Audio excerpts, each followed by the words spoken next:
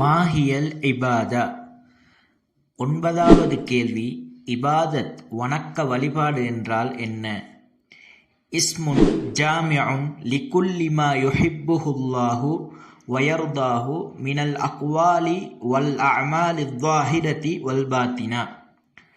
வெளிப்படையான மற்றும் மறைவான சொற்கள் மற்றும் செயல்களிலிருந்து எவற்றையெல்லாம் அல்லாஹ் விரும்புவானோ மேலும் பொருந்திக் கொள்வானோ அவை அனைத்தும் உள்ளடக்கக்கூடிய ஒரு விசாலமான வார்த்தையாகும்.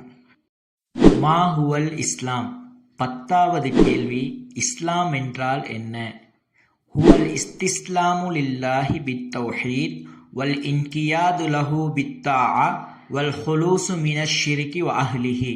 அது தௌஹீதை கொண்டு அல்லாஹ்விடத்தில் சரணடைவது, கீழ்ப்படிதலை கொண்டு அவனுக்கு கட்டுப்படுவது, மேலும் இணை வைப்பை விட்டும் அதனுடைய மக்களை விட்டும் விலகி இருப்பதாகும்.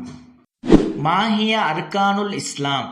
11வது கேள்வி, இஸ்லாத்தின் தூண்கள் எத்தனை? ஹம்சத்துன் ஹிய ஷஹாதத்து அன் லா இலாஹ இல்லல்லாஹ் வ அன்ன முஹம்மதன் ரசூலுல்லாஹ், இகாமுஸ் ஸலா, ஈதாஉஸ் ஸகாத், ஸௌமு ரமதான், ஹஜ்ஜுல் பைத் லிமன் இஸ்ததாஅ இலைஹி சபீலா.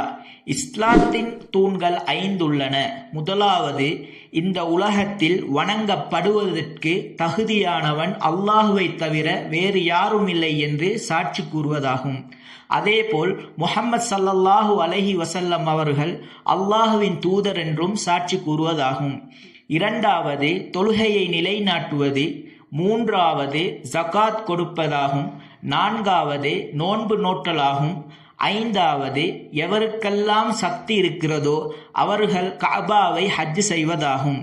இன்ஷா அல்லாஹ் ஈமான் மற்றும் தீனின் படித்தரங்கள் என்ற தலைப்பில் வரக்கூடிய 12வது கேள்வியை வரக்கூடிய வீடியோக்களில் பார்ப்போம்.